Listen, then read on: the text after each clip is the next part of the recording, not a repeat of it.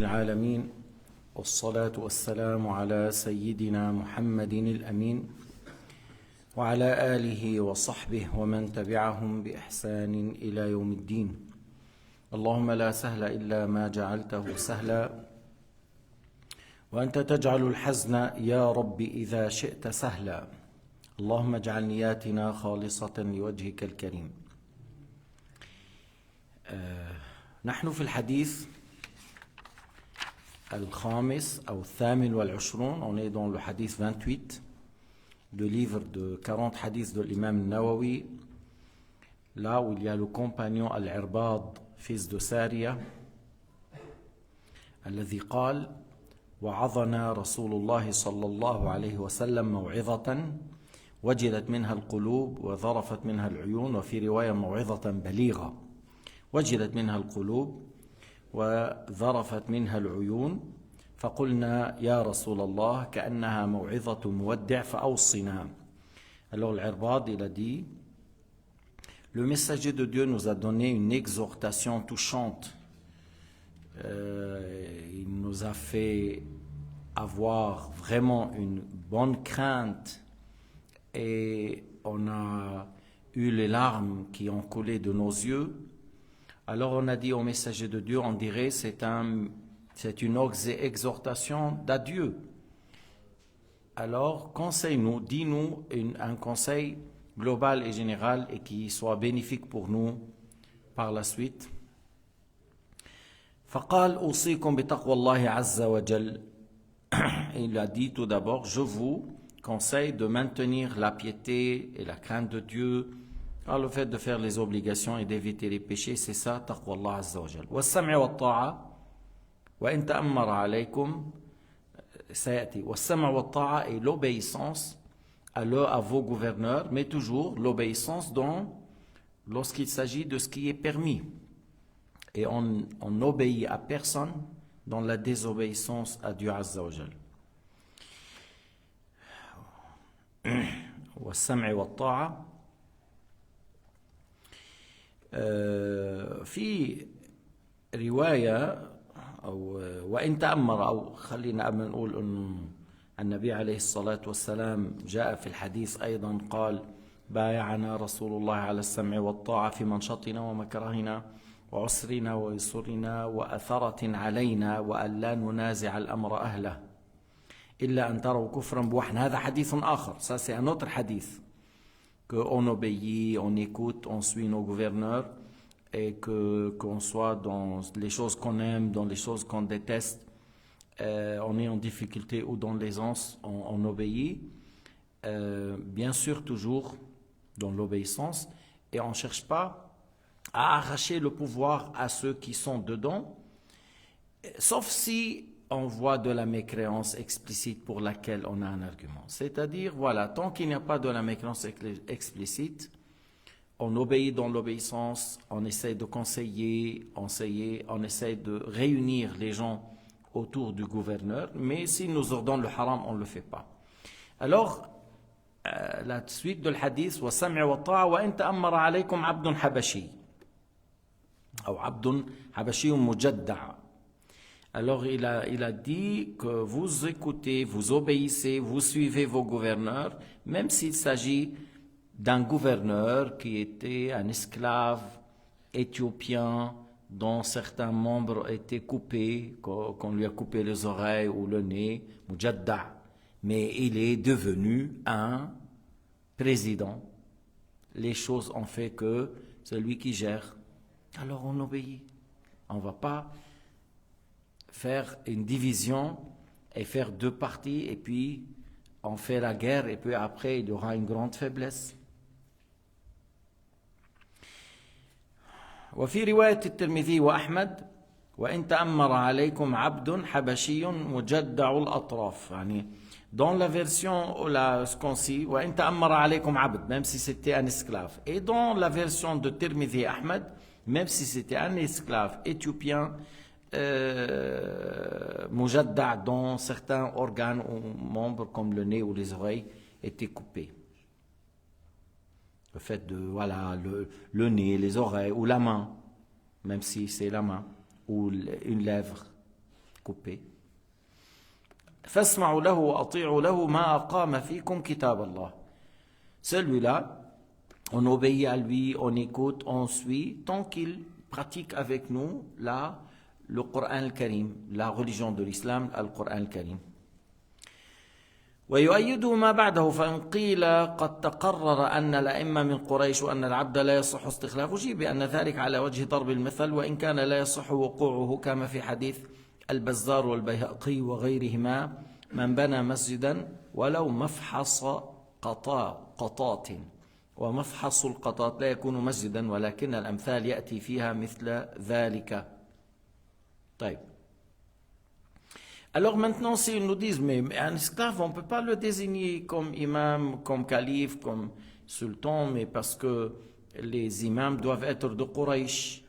Oui, mais déjà ça c'était comme exemple, même si on ne dit pas, et que nous on ne va pas désigner un esclave comme sultan, comme calife, tu vois, mais peut-être un calife ou un sultan, il va le désigner pour une région, pour une place de la part de l'imam, il l'a désigné comme gouverneur pour cette région. Alors, il faut le suivre. Cheikh, Qutuz, c'était un ancien esclave ou pas? Qutuz, Bibers, Qalawoun, tout ça c'était des esclaves, mais je pense qu'avec l'Izz ibn Abd al-Salam, il a fait d'une manière que on les a affranchis, tu vois, on les a affranchis pour qu'ils deviennent libres et par la suite ils gouvernent. Ils ont fait quelque chose pour les libérer et par la suite qu'ils gèrent. Mais à la base, c'était des esclaves. Qutuz, Mamalik, tout ça, c'était dans lorsqu'il y avait le sultan Salah ad-Din Ayyubi et son fils, voilà, ils ont cherché à prendre de ces jeunes garçons qui étaient, par exemple, il n'y avait pas des parents, ils sont vendus, lui, il les achète. C'était des Turcs jeunes et dont les parents, par exemple, ils sont morts ou ils ne sont pas.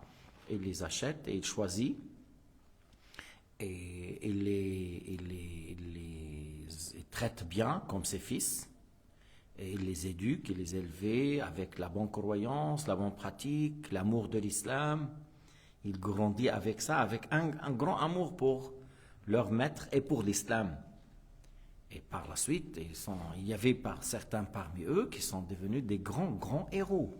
Tu vois, des grands, parce que à l'entraînement, on peut trier, on peut voir, on peut choisir. Et une fois que, des fois, la personne, avec le courage et la force et l'intelligence. C'est ça la question de Bibers, par exemple, au Qutuz, au Qalawoun.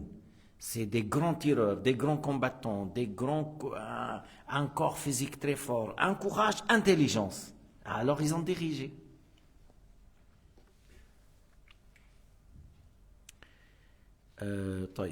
Et on a dit que dans l'exemple, même si c'est un esclave, pour dire que tu obéis, on dit un exemple pour dire que tu obéis à ton gouverneur et point à la ligne. Et puis il a dit dans le hadith, par exemple, on a cité le hadith que celui qui fait une mosquée, même si à l'exemple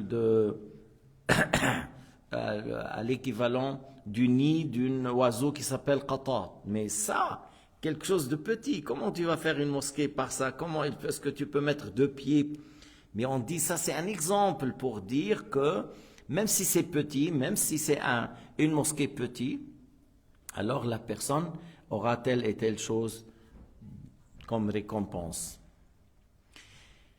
أو يكون كما قلنا أو يكون العبد أميرا من جهة الإمام القرشي ou ça peut être cet esclave a été désigné amir pour telle région par un imam qui était un gouverneur désigné ou parmi des gens de Quraysh comme on a cité dans le hadith de Al-Hakim يشهد له حديث الحاكم بإسناد جيد عن علي رضي الله عنه مرفوعا وموقوفا الأئمة من قريش أبرارها أمراء أبرارها وفجارها أمراء فجارها ولكل حق فآتوا كل ذي حق حقه وإن أمرت قريش فيكم عبدا حبشيا مجدعا فاسمعوا له وأطيعوا. Alors là, le hadith rapporté par le Hakim avec une chaîne fiable, bien, de Ali ibn Abi Talib.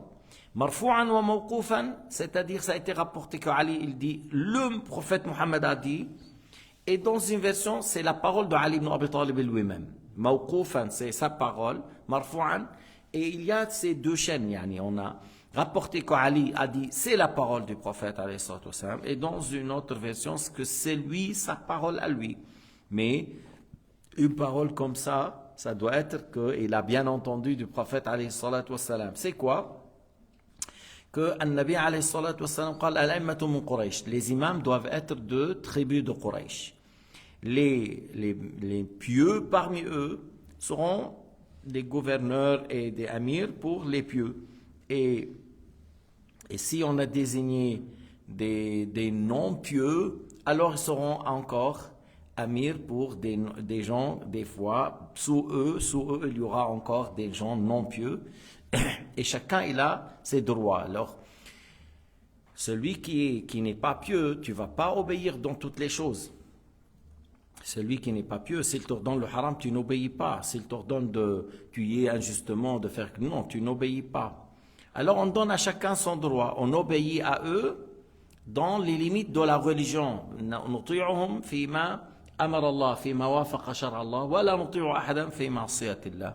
Il a dit, même si Quraysh a désigné pour vous un esclave éthiopien dont les membres sont coupés, vous écoutez, vous obéissez.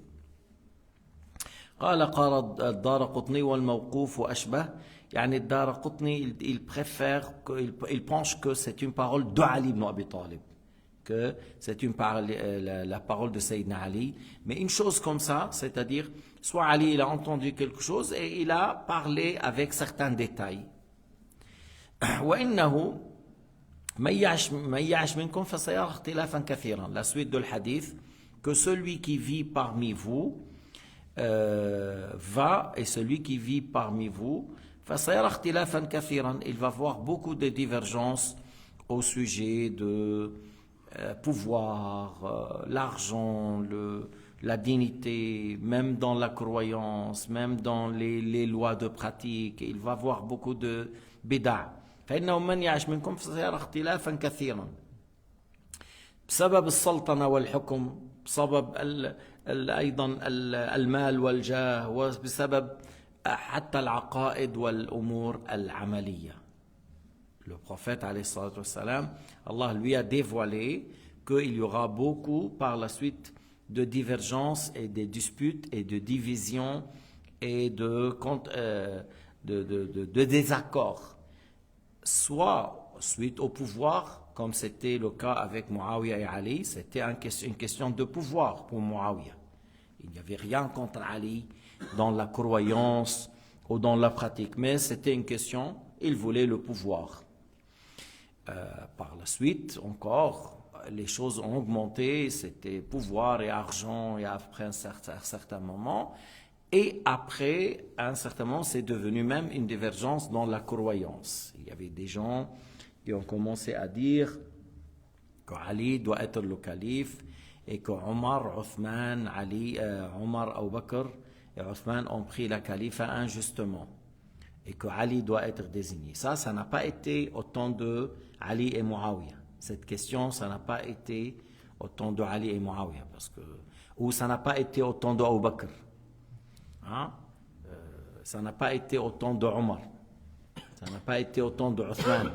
Parce que si Ali avait le droit, il n'allait pas baisser les bras. Il ne va pas être hypocrite avec Abu Bakr, ni avec Omar, ni avec Othman. Et surtout, comme ils disent les chiites, mais l'imam, c'est un grand pilier, c'est une grande chose dans l'islam. Alors voilà, si c'est le cas, alors Ali doit intervenir à plus forte raison. Si l'imam, c'est une chose grandiose et très importante, et nous on la considère comme ça. Alors si c'est le cas, alors pourquoi il n'a pas agi puisque c'est lui qui est désigné? Alors, le prophète t'a nommé, tu laisses l'ordre du prophète derrière toi et tu dis j'ai eu peur. Pourquoi le prophète t'a désigné alors? Pourquoi le prophète t'a nommé devant 114 000 pour dire après j'ai eu peur, pour dire j'ai eu peur pour l'islam? pour dire j'ai eu peur de ne plus entendre le adhan, fais ce que le prophète t'a dit. Si c'est le cas, il n'y a pas à discuter. Le prophète t'a ordonné, il n'y a pas à dire. Alors là, les chiites, ils vivent une légende, je ne sais pas quoi, comment ils considèrent Ali, peureux, lâche, ainsi de suite. Et que les compagnons sont tous mauvais, il n'y a pas 10, même pas 10 qui sont bien. Alors pourquoi Allah a parlé dans le Coran, a loué dans le Coran? C'est vrai, lorsqu'il y a Muawiyah, il a joué, il a fait un jeu injuste, il s'est levé pour lui, et il a combattu, il y avait 70 000 morts. Et il n'a pas arrêté, parce qu'il avait raison. Et c'est là où il a dit, qui était présent lorsque le prophète a dit, Man kuntu mawla fa'adha aliyun mawla, Allahumma wali man wala wa adi man ada. C'est là où il a dit le hadith de Khum, de l'eau à côté de Khum, c'est là où il a utilisé. Et les compagnons, ceux qui étaient présents, il y avait 13, ils ont dit, oui, on témoigne. Alors ces 13-là, si c'était le cas, qu'il devrait dire ça devant Abu Bakr, il n'allait pas trouver 13, il allait trouver 13 000, ou 20 000, ou 50 000, ou 100. Si le prophète lui a dit, tu es le calife après moi, il allait trouver 114 000. Peut-être un ou deux qui s'absentent, qui vont témoigner. Parce que ces gens-là qui ont aimé Dieu et son messager, et ont aimé l'islam, ils ne vont pas désobéir au prophète après 2 heures. هؤلاء الذين أحبوا الله ورسول الله ليس بعد موته بساعتين سينقلبوا على الإسلام لأن الذي يترك أمر رسول الله في أمر من هذا انقلب على الإسلام. فكيف يتصور هؤلاء الناس أن هذه الأمة أنها الله أكبر؟ من أين جاء هذا الفهم السقيم العقيم الذي لا يصدر إلا من غبي كثير الغباء؟ Cet avis ne sort que d'un grand stupide. Comment peut-on imaginer que ceux qui ont donné tout pour l'islam, ils vont devenir les ennemis de l'islam?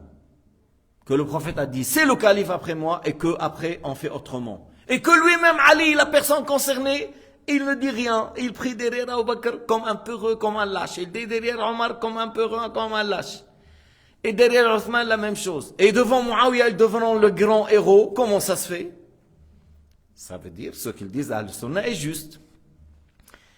Ça veut dire, ce qu'ils ont dit à Al-Sunnah est juste, qu'au début, il n'y avait rien. Mais au temps de Muawiyah, Ali était désigné calife. Alors c'est pour cela, il ne l'a pas laissé baisser les bras. Il a été désigné calife, alors tu dois obéir à moi.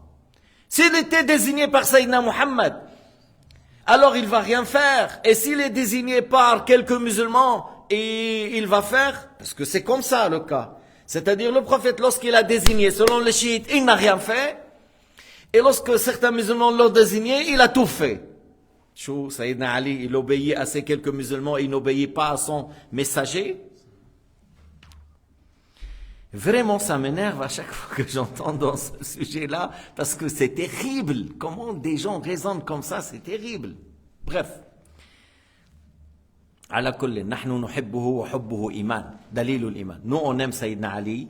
Et Sayyidina Muhammad a dit, tu n'es aimé que par un croyant. Celui qui te déteste, c'est un hypocrite. Et Ibn Taymiyyah et les Wahhabiyya, parmi ces gens-là, qui ont quelque chose contre Ali et la femme du prophète. Voilà l'hypocrisie.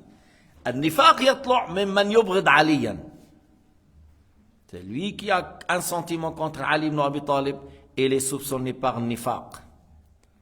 Et ceux qui les aiment, avec la bonne croyance, ils sont sur la vérité. طيب.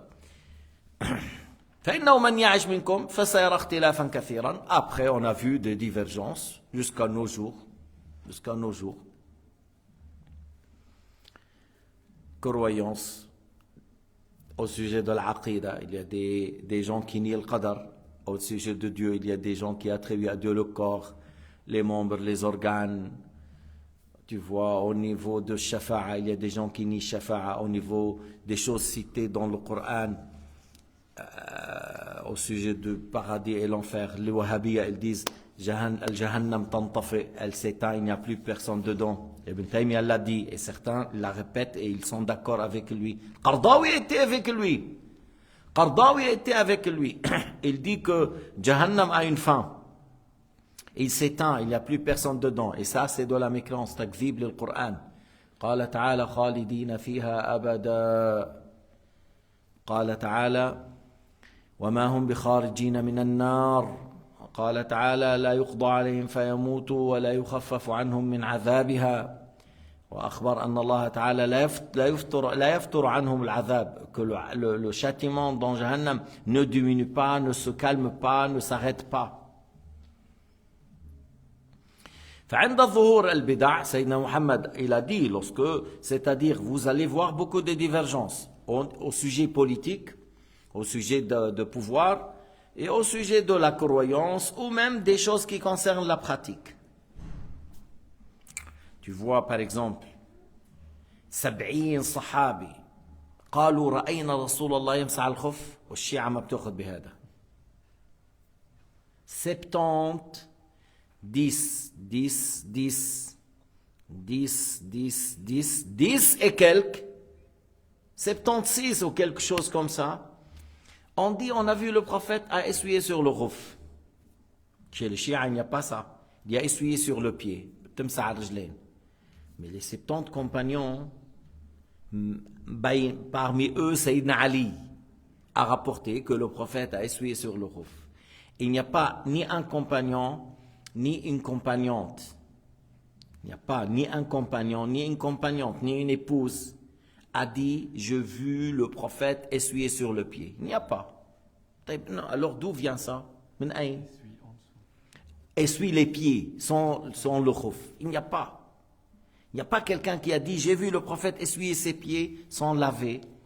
Il y a soit laver les pieds, soit essuyer sur le khuf. Alors ils ont mis à côté tous ses compagnons. Et de là, je dis, celui qui rejette la parole de 70 compagnons, il met en doute le Coran al-Karim. Parce que les compagnons qui ont rapporté le Coran, Sayyidina Muhammad a transmis à qui? Aux compagnons du prophète, inclus Al-Bayt. Inclus Sayyidina Ali, il a appris le Coran par cœur, durant la vie du prophète Muhammad. Et si tu dis que le Hassan ou le Hussein ont appris, encore, oui, c'est pas loin. Ou tu dis Fatima ou l'Abbas ou Ibn Abbas, voilà, c'est ce qu'on pense, qu'ils ont appris le Coran. Après tu dis, celui-là, le Coran, c'est pas ça. Les 2/3 ont été effacés, on les a enlevés. Qui fait ça? Comment? Si tu dis telle chose, comment tu oses dire que le Coran est falsifié? Allah Ta'ala a dit Inna nahnu nazzalna dhikra wa inna lahu lahafidhun. On le préserve. Alors maintenant, il y a des chiites qui disent non. On dit le Coran, on n'a pas perdu une ayah, ni une lettre. Il y a la lecture, plusieurs lectures. Mais on admet, on reconnaît que nos imams ont dit qu'il est falsifié. Ils disent, on admet, on reconnaît que nos imams ont dit c'est falsifié, c'est pas les imams des autres, leurs imams. Alors, vos imams ont dit le Coran est falsifié, alors c'est quoi cette question-là alors? Vos imams ont dit le Coran est falsifié. Celui qui dit le Coran est falsifié est un kafir. Alors, vos imams ont dit ça.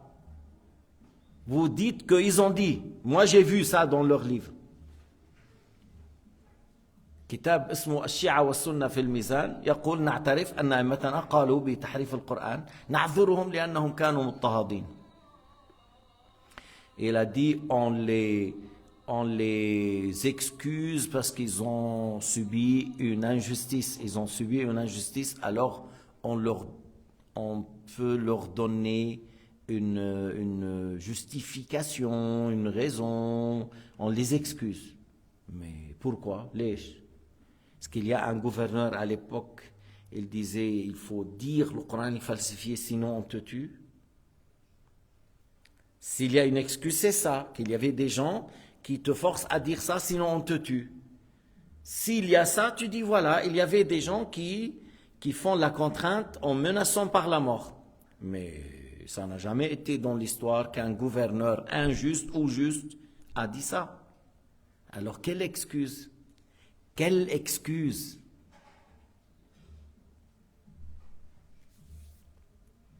Quelle excuse?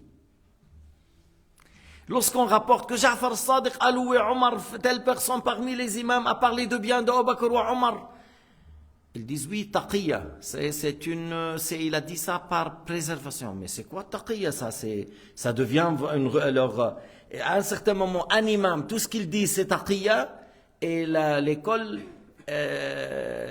chiite, on l'apprend de son serviteur, c'est lui qui, son esclave. L'imam, on ne prend pas sa parole, parce que tout ce qu'il a dit c'est taqiyya. Comment vous avez su? Kif? Comment ça c'est taqiyya et tu prends de l'autre? C'est un peu étonnant et bizarre et étrange. Even celui qui rejette le hadith de mutawatir rapporté par un grand nombre, il le rejette, alors il est capable de rejeter encore le Coran et il dit c'est falsifié. Et de là, vous voyez que là, il y a un grand point d'interrogation. Celui qui dit le Coran non, alors où est la référence? Le hadith, non, te dit Bukhari, Muslim, c'est des juifs.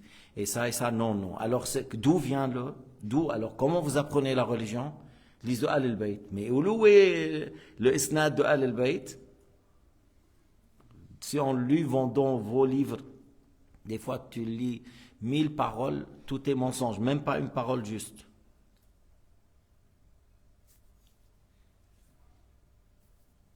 Même de leurs savants, ils disent, mais la plupart de ces hadiths, c'est pas juste. À l'époque, là, 40 ans en arrière, ils ont mis des banderoles à Baalbek. Oh, les imams de Ahl al-Bayt, le Coran parlant. Ya ammat Ahl al-Bayt, ayyuha al-Qur'an al-Natiq. J'ai rien compris. Le Coran, c'est la parole de Dieu. Les imams de Ahl al-Bayt, qu'est-ce qu'ils ont à voir? On peut dire un imam est un Coran? Lorsqu'il y a des gens que le Coran pour eux n'est pas juste, alors il va se référer à quoi? Il a dit nos imams, leur parole c'est comme le Coran. Voilà. Ils disent le Coran parlant. L'autre Coran ne parle pas. Et c'est un Coran ici qui parle. Ça c'est dans un banderole, c'est moi qui ai lu, c'est pas mon cousin, c'est moi qui ai lu. Mais j'ai dit, mais qu'est-ce que ça veut dire? C'est quoi ça? Mais après, lorsque je commence, j'analyse. Ah oui, ces gens-là, ils disent le Coran est falsifié, puis après, l'imam a dit, l'imam a dit. Moi, j'étais présent à l'école terminale.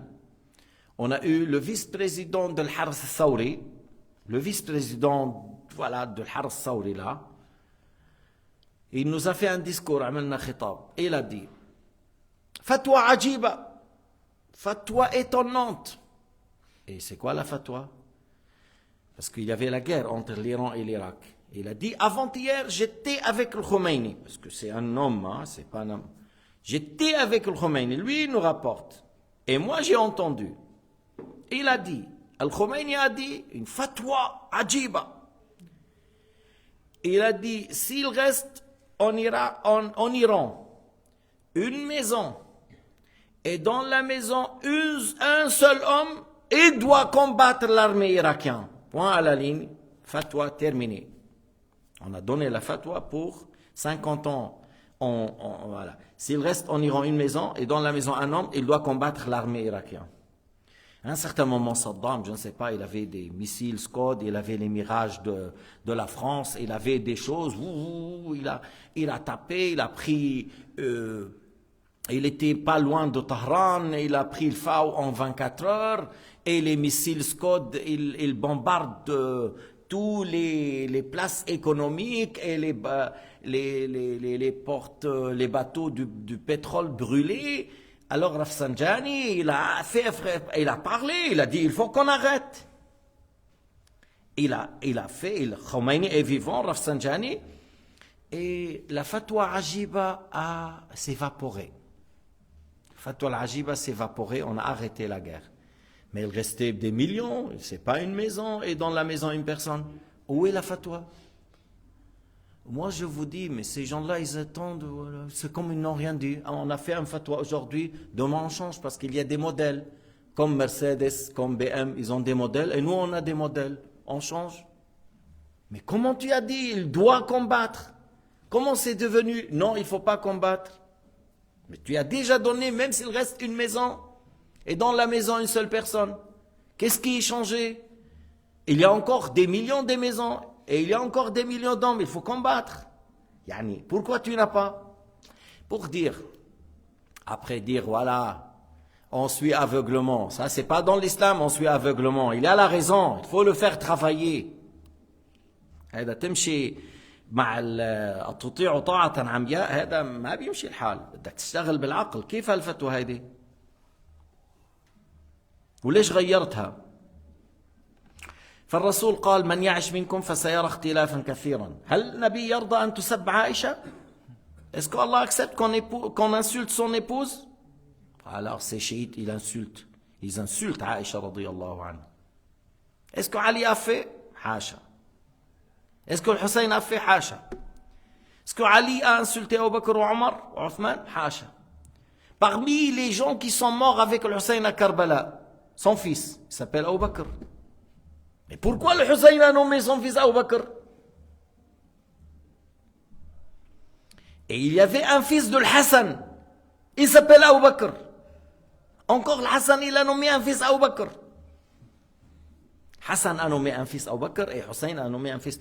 Parce qu'ils avaient très peur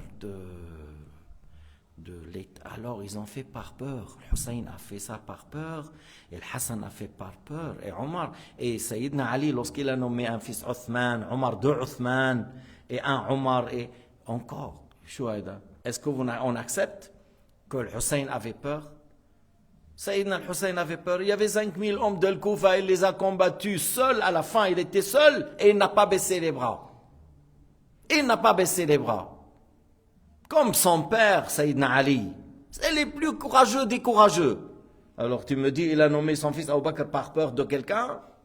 Ma'adallah. Ma'adallah. Ou tu dis, mais Fatima, elle déteste Abu Bakr. Alors Fatima déteste Abu Bakr et son fils a nommé son fils Abu Bakr. Et Hassan a nommé son fils Abu Bakr. Et toute cette famille déteste Abu Bakr. Va en Iran. Trouve-moi un chiite en Iran qui a nommé son fils Abu Bakr pour suivre le Hassan ou le Hussein. Si vous aimez le Hassan ou le Hussein, suivez, ils ont nommé leur fils Abu Bakr. Est-ce qu'il y a là-bas quelqu'un qui a nommé son fils Abu Bakr? Non, il faut aller en Afrique. En Afrique, là, dans chaque quartier, il y a plusieurs Abu Bakr. En Afrique, il y a beaucoup d'Abu Bakr. C'est vrai ou non, monsieur Salih? Beaucoup, moi j'ai vu. Comment t'appelles? Abu Bakr. Abu Bakr, Sénégal, Abu Bakr. Et pourquoi le Hassan ou le Hussein ont nommé leur fils Abu Bakr? En Somalie, on nomme Abu Bakr ou non?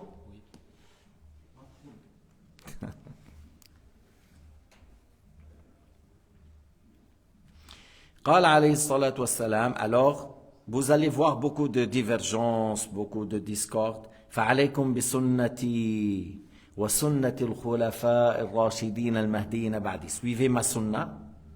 Suivez ma sunna. C'est quoi sunna? C'est le sharia du prophète. C'est les lois que le prophète a enseignées. Sunnati, c'est-à-dire mon enseignement. Et là, tu vois qu'il n'a pas dit seulement prenez le Coran, délaissez ma sunna. Non, mais le prophète, il a eu le Coran, et il a expliqué, et il a enseigné, et il a parlé. Pendant 23 ans, sa parole, ils ont du valeur. Allah Ta'ala, il n'a pas envoyé le prophète Mohammed pour qu'on désobéisse à lui, pour qu'on le suit. Il a lu bi'idhnillah, qu'on obéit à lui, qu'on le suit. Alors il a dit, maintenez à ma sunna. Et dans la sunna, c'est-à-dire ash-sharia, les lois. Et les lois, ce qui est dans le Coran et ce qui est dans les paroles du prophète Mohammed, alayhi salatu wassalam. Wa sunnat al-khulafa al-rashidin. Et encore prendre, après moi encore, ce que les califes de guider ont fait comme effort. Parce que le khulafa al-rashidin, s'ils trouvent une ayah, ils ne vont pas dire autre chose concernant un tel jugement. S'il y a une ayah, il n'y a rien à dire, il y a le Coran. S'il y a une parole prophétique, il n'y a rien à dire, il y a le Coran, il y a la parole du prophète alayhi salatu wassalam. C'est là où il n'y a pas un texte explicite, c'est là où al-Khulafa al-Rashidin, ils ont fait un effort. Parce qu'ils sont dans les niveaux de l'ijtihad. Alors Sayyidina Muhammad a dit, vous prenez tout ce que j'ai transmis pour vous, comme loi, qui se trouve dans le Coran et dans les paroles, mes paroles, et vous prenez en considération l'effort qu'ils font les califes de guider après moi. Et c'est Abu Bakr, Omar, Othman, Ali, c'est ça les califes de guider. Vous prenez cela en considération et vous maintenez cela. Al-Mahdiyin, voilà, lorsque Omar, Abu Bakr, voilà, ils ont dit des choses, on maintient ça. Sayyidina Omar, il a dit le mariage temporaire d'une durée est haram. Parce qu'il a vu que certains n'ont pas entendu. Alors il a annoncé. C'était un mariage qui a été rendu licite 2 fois. Et puis le prophète l'a rendu haram jusqu'à l'heure.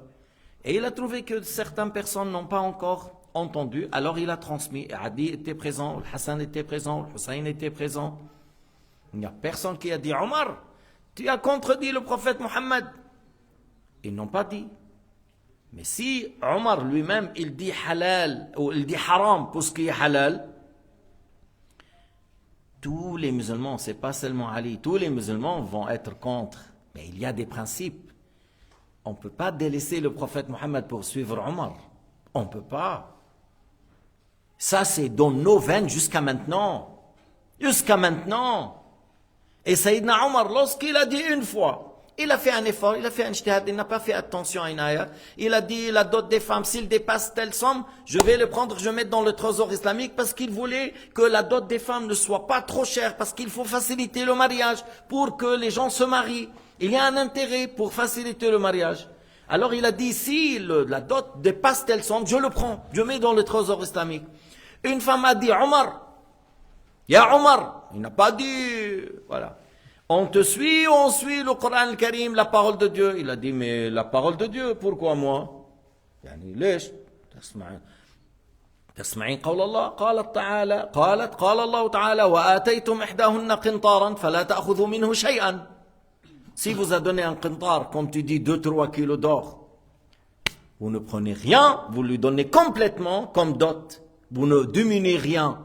Sayyidina Omar est monté sur le minbar. Et il a dit, Akhta'a Omar wa asabat imra'a. Alors une femme a osé. Ali était très peureux, le pauvre. Il avait peur. Cette femme est plus courageuse que lui. Ali n'a pas osé. Il a peur de Omar. Cette femme n'a pas peur. Alors voilà, c'est ce qu'ils disent les chiites. إنه علي جبان ما بيسترجي بيقتلوا عمر. أما امرأة أشجع من علي بتقول له لعمر مطيعك ولا مطيع القرآن؟ قال القرآن. يعني اللي بيقولوه الشيعة بهالموضوع très illogique parce que في تهمة لعلي. C'est une reproche à Ali. C'est une reproche à Al-Hassan wal-Hussein وابن Abbas ou Ja'far ou Aqil ou la famille du prophète, de toute la famille. C'est une reproche que Omar il rend haram ce que le prophète a dit halal et toute la famille ont peur et que des femmes osent parler à Omar et corriger mais pas eux. Eux ils n'osent pas parce que ça c'est une mensonge. Omar a annoncé que le mariage d'une demi-heure est interdit. Actuellement en Iran, elle peut aller une femme vers le Houza, à Qom, là où ils font le grand. C'est là-bas, elle fait la tournée de 15 personnes. Elle fait le rapport sexuel avec 15 par un mariage de Umrah, de Mut'a, une demi-heure. Elle fait 15. Est-ce que ça c'est de l'islam, ça?